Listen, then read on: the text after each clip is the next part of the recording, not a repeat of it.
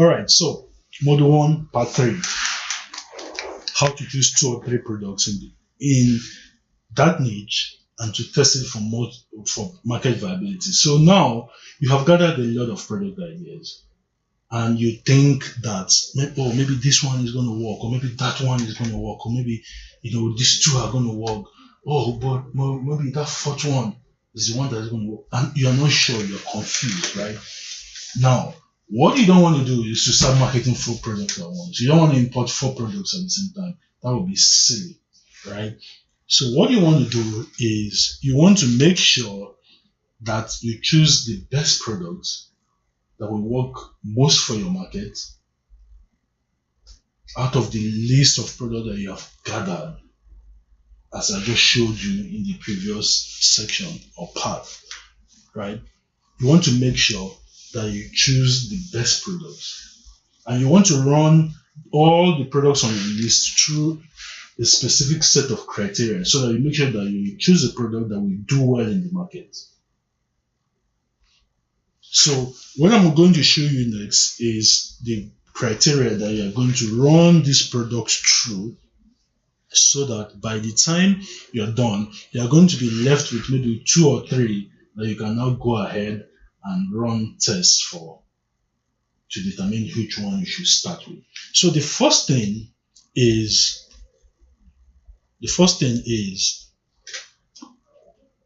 whatever product you sell has to be a passion or problem solving product. It must be a product that people are passionate about, or a product that solves a specific problem. So for example, I'm not going to sell a shirt. Now, does it mean shirts are not good, a product to sell? Maybe they are good. It's very, very possible that if you sell a shirt that is in the world, but for the purposes of what I'm doing of e-commerce, I don't want to sell a shirt. I just don't want to sell just a me-too product. I want to sell a product that solves a problem, or a product that has a lot of passion behind it.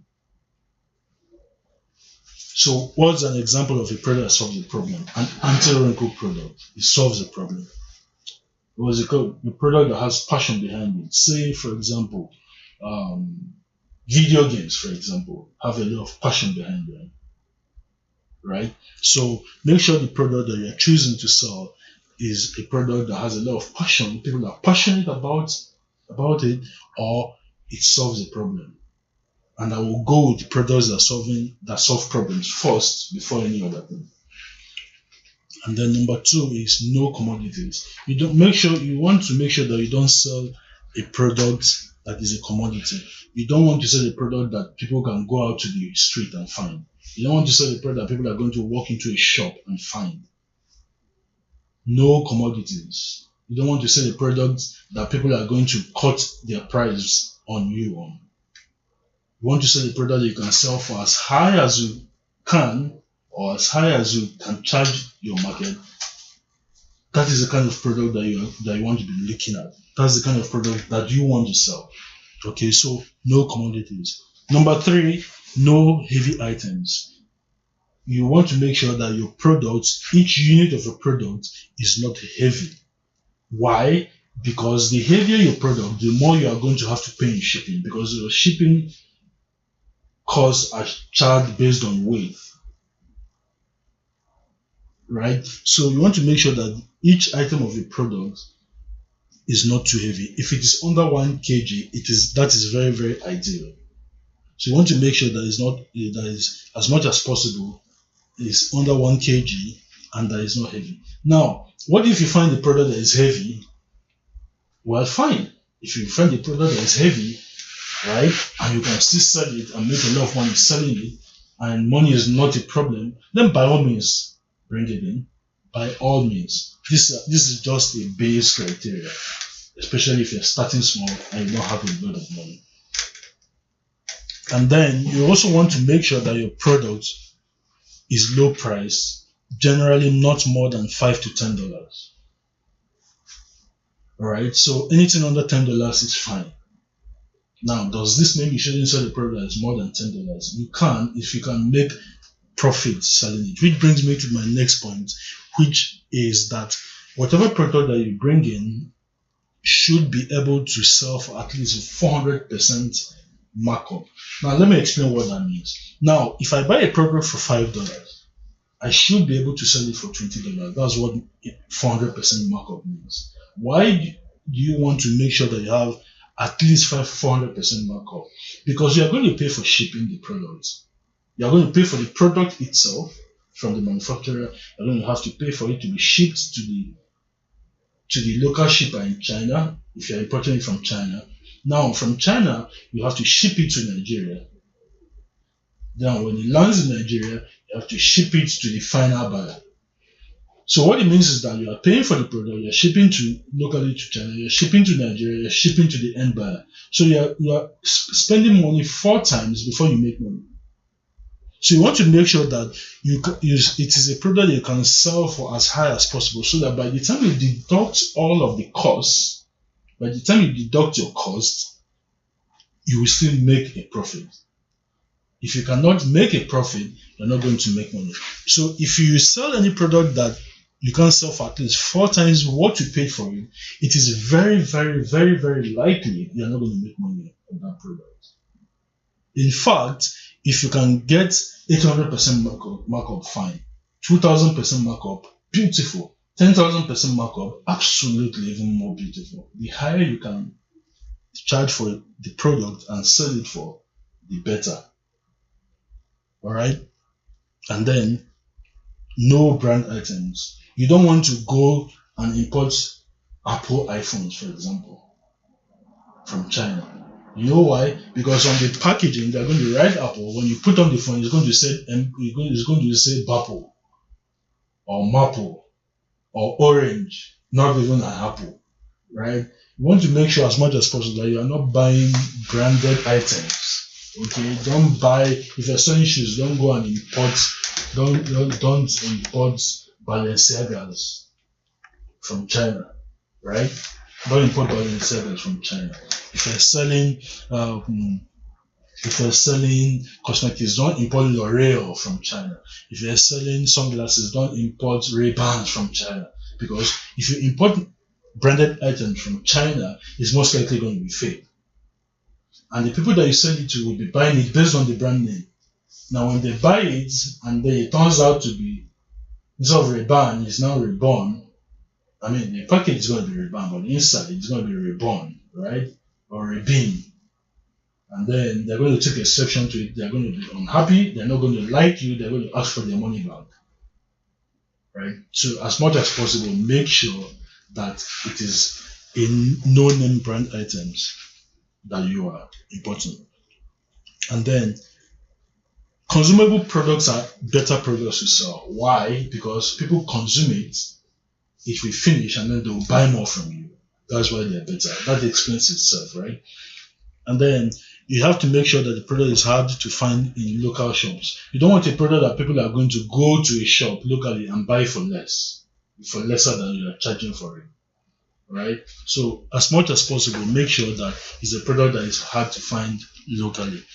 Then let the products that you choose be non-seasonal products. You don't want to sell a product that you can only sell during Christmas or during Valentine's. So, for example, if I'm selling roses, I can only probably sell roses in Nigeria during Valentine period. After that, I have to wait for the next Valentine. But guess what? Your expenses are not going to wait for the next Valentine to come. Right? You're going to need to make money outside of seasonal periods. So, as much as possible, don't sell products that you can sell that can only sell during seasonal. Now, does it mean you shouldn't sell seasonal products? Oh, of course, if you find a seasonal product that will sell within that seasonal period, you can sell that, but you just stop selling it during that period. So you go heavy on advertising during that period, sell it off, and that's it. Okay? Then, non-fragile products. As much as possible, make sure your products are non-fragile. Make sure you don't have products that will break. So, for example, I'm not going to import lighting bulbs, because if you import non-fragile products and something happens to it, your products get destroyed. So if you are going to import But if there's nothing else you can do but import fragile products, what it means is that you have to insure the products. You have to pay for insurance to insure the products before the products come, in case something happens to the products. Now, of course, you can import products that are in bottles. Okay, so just have in mind that this, as much as possible, that you should avoid products that are fragile. And then the products should also be small and easy to ship, right? They should be small and easy to ship. Small so that it doesn't cost you a lot in shipping. It is easy to ship. You don't want wide dimensional products. You don't want anything of that sort.